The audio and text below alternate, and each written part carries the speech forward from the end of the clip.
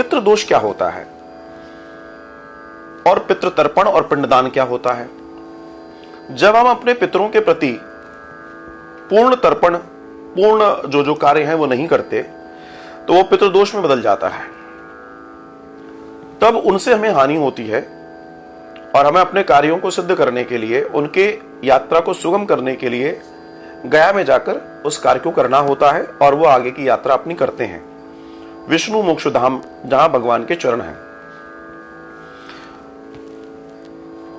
जिस कार्य को हम कर रहे हैं, दुनिया के हर पंथ, हर धर्म में लोग अलग अलग तरीके से कार्यों को करते हैं, क्योंकि एक प्रोसेस है, हर कोई करता है लेकिन अपना अपना तरीका, अपनी अपनी कार्यशैली है।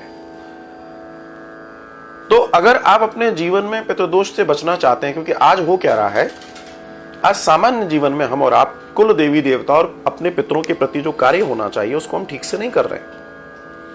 ठीक से न करने के कारण वो दोष में बदल जाता है और वो दोष हमारी प्रगति में बाधक होता है, विवाह में बाधक होता है, संतानोत्पत्ति में बाधक होता है, कार्य करने में बाधक होता है, नौकरी करने में बाधक होता है, अच्छे परिणाम आने में बाधक होता है, घर में प्रसन्नता नहीं रहती, इसमें बाधक होता है। ऐसे अनेकों कारण हैं जो इन पितृदोष के कारण हम भोगते हैं। तो आज के सिनेरियो में, आज के दर्शन में अगर हम विज्ञान को जाने, अब मैं आपसे विज्ञान की बात करता हूं। देखिए, हमारे और आपके साथ जो हिंदू जनमानस है, भारतीय लोग जो भारत में रहते हैं या और जगह हैं, इस समाज के साथ सबसे बड़ी आपदा क्या हुई है कि इसने धर्म को जानना बंद कर दिया है। सबसे बड़ी जो समस्या हुई है, और धर्म अपने आप में एक बड़ा विज्ञान है। अब आपकी जानकारी के लिए बता दूं कि फॉरेन में, विदेशों में जो लोग हिंदू नहीं हैं, जो लोग सनातनी नहीं हैं, जो लोग वहां के मूल निवासी हैं, लेकिन वो लोग ज्ञानी हैं, वो लोग पढ़ रहे हैं, तो जब उन्होंने हमारे शास्त्रों को पढ़ा, हमारे पुराणों को पढ़ा, और जब उन्होंने विज्ञान के साथ उसको तोला, तो उन्होंने कहा ये तो बड़ी शानदार चीज है। तो वो विदेशी लोग भी अपने देशों से यात्रा करके गया जाते हैं और गया में अपने लोगों का श्राद्ध और पिंडदान कर रहे हैं। अगर आप गया गए हो तो आपको ऐसा दर्शन जरूर हुआ होगा। अब आप विचार कर लीजिए, आप कहते हैं ना वो लोग बहुत प्रगतिशील हैं, तो उनको फॉलो करो ना। फिर आप कहते हैं अरे इन सबसे क्या होता है, एक्चुअली में ये अज्ञान है।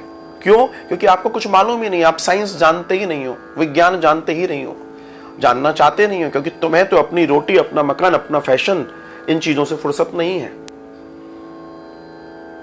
इसलिए हम पिछड़ रहे हैं और हम परेशानी में हैं। हमारे पास दुनिया की सबसे अच्छी संस्कृति है, लेकिन उसके बावजूद भी हम अगर दुखी हैं, अपने कर्मों के कारण है, और यही सबसे बड़ी समस्या और परेशानी का कारण है।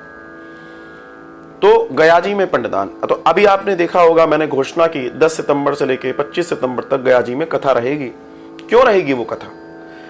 पैर रखने की जगह नहीं होती गया जी में। दुनिया भर के लोग आते हैं अपने पितरों को तृप्त करने के लिए। पितृदोष से परेशान है वो लोग, कथा में शामिल होंगे, वो लोग 16 दिन पिंडदान करेंगे, अब पूरे विधि विधान से अपने पितरों को उनकी यात्रा में पहुंचाएंगे और उनके जीवन में आनंद आ जाएगा।